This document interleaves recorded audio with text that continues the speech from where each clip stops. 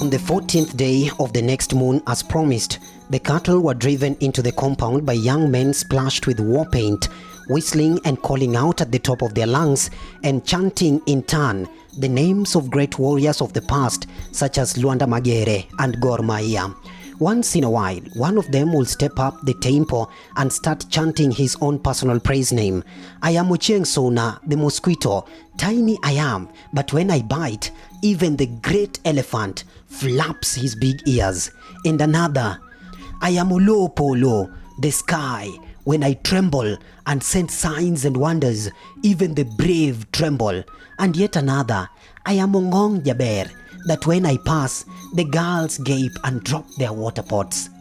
They were received by the local young men. Some of them drove away the cattle, and others guided the young men into a hut where they feasted late into the night. One by one they passed out literally where they sat or squatted. However, at first cockcrow, a piercing whistle was heard, followed by a blood-curdling whoop, then followed a mad rush to the hut where Akoko slept with her grandmother and sisters. The flimsy door was pushed aside. Two young men grabbed Akoko and dashed out. The others put up a spirited fight against her brothers and other young men, mainly in amen, that is, wrestling duels. Akoko let out one piercing yell after another. Let it never be said that she left her father's house willingly. It was interesting that nobody actually got hurt in the melee, its purpose being purely ceremonial, but the inanimate might have thought that all were intent on actual body harm, if not murder. Eventually, the Sakwa men broke away with their prize and with one last war cry disappeared into the bush. By daybreak, they had journeyed quite some distance away and they stopped for rest and food at the nearest homestead. They were granted hospitality without question, according to the dictates of Chik. As they waited for the millet gruel and sweet potatoes to be brought, they told the tale of their vanquishing of Himbo men with such embellishment that one would have thought that the girl had been grabbed from the jaws of a determined dragon. After eating, they continued their journey at a brisk pace, and by the late evening, at about the last hour, with the orange flaming orb of the sun just about to take its dip into the great lake, they approached the first homestead of Sakwa. The guides posted to await their return let out a yell fit to awaken the ancestors. This was answered by a whoop from the young men and a bitter wail from Akoko. They all started to run for all the world, as if they had chased the bride price all the way from her home to the very outskirts of her new home. The women came out ululating at the top of their lungs and there was general commotion. Everybody wanted to see with his own eyes this bride who had cost the chief 30 head of cattle. All spoke at once, but eventually the consensus was that since the days of Nyabera Nyarnam had such a beauty graced the land, her eyes were set far apart and neither too small nor too big. Her teeth were white and even, with a bewitching gap at the center of the upper set. Her ears, with earrings dangling from the tiny holes, were perfectly shaped, standing just at the right angle from her head. It was fit, and that neck, it was fit to inspire praise songs from Nyatiti players. And were those two whole rings on her navel? It could not be. And the way her chieno, traditional skin, hung gracefully from her tiny waist, swaying so beautifully at the back. As for her legs, Were must have carved them out personally rather than one of his apprentices.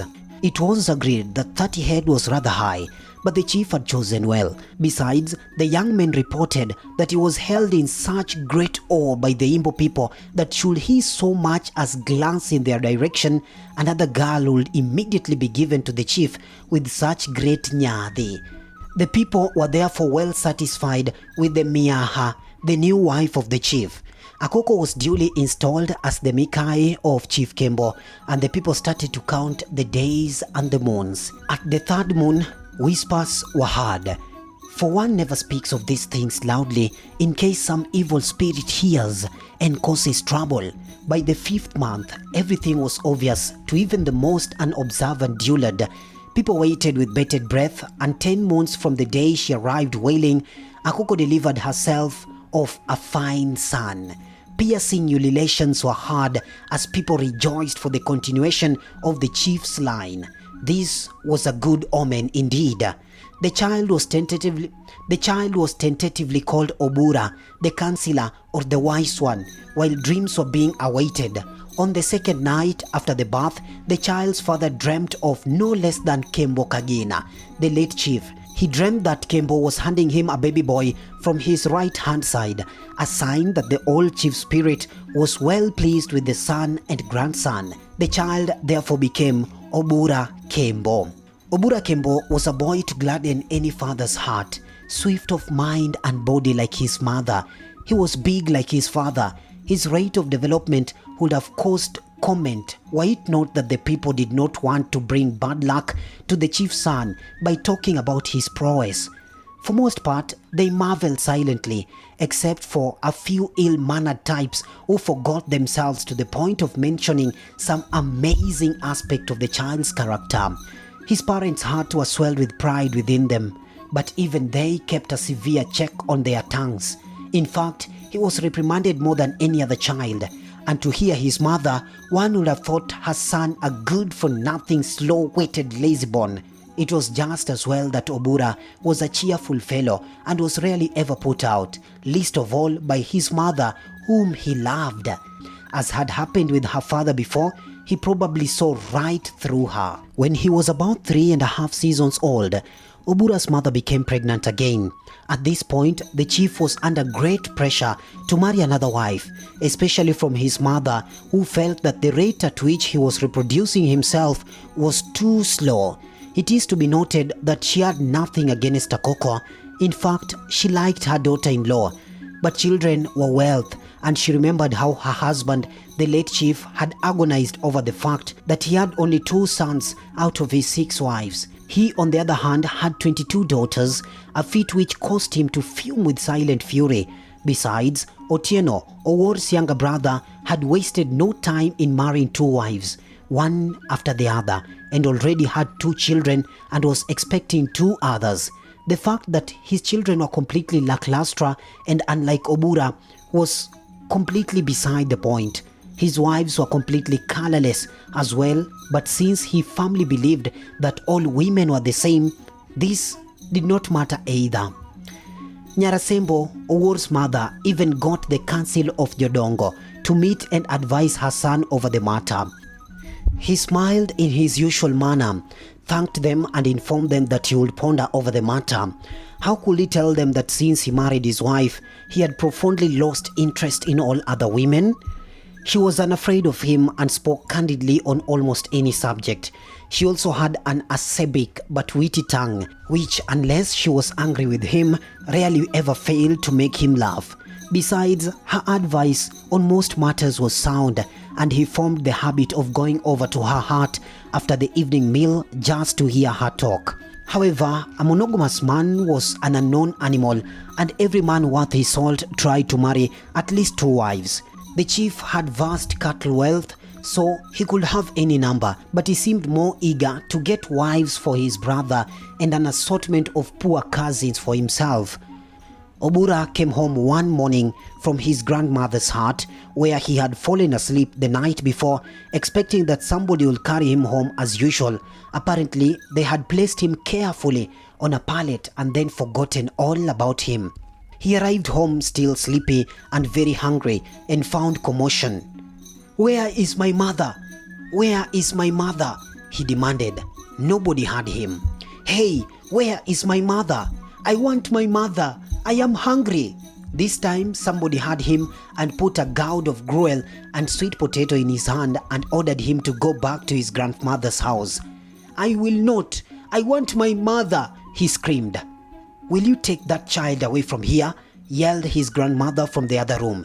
One of his many aunts grabbed him and ran out with him, legs and arms flailing. He was thereafter held prisoner in his grandmother's hut for another 2 hours. He wisely gauged the situation and decided resistance would be useless. However, he refused to eat his breakfast despite much pleading from his aunts. Later, his grandmother came for him and informed him that he had a sister. "A sister? Other people had sisters and brothers. He was over 4 seasons old and had been alone all the time. He dashed out past his grandmother and made for his mother's heart. There she was, carefully placed on some soft skins in a corner. He smiled in wonder and touched the baby. "Careful," hissed the ubiquitous aunts. "Let him see his sister," his mother said gently. She was exhausted. She had not had an easy time with Obura, but this particular delivery had been a nightmare. The baby had lain badly and was trapped. She lay there gripped in agony as the midwives tried to turn the baby. After an eternity, they succeeded and the baby arrived blue and puffy with the cord around its neck. That was terrible. They struggled to release it, sweat pouring from their faces. Then the baby will not cry. It lay there, terribly blue, and simply would not cry.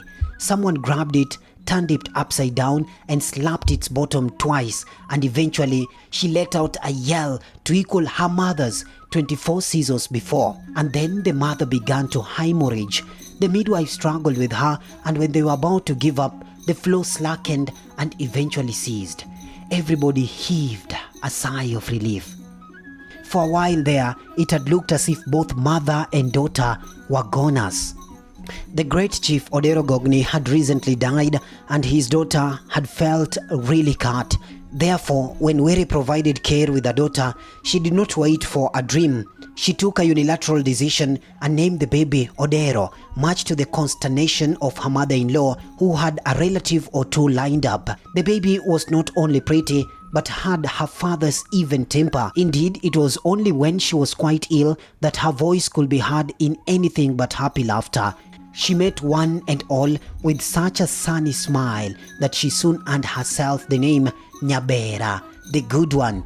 Her mother did not have to worry about babysitters for young girls lined up to hold the baby. Obura was very jealous, for he would have liked to have more of his sister to himself. So protective was he that he once nearly bit off the finger of a villager who had joked that he would take the baby away. Nyabera thrived and had a personality to charm the birds of the trees. She was also very bright, and in no time at all, she was giving the hitherto unchallenged Obura a run for his money in riddles and storytelling.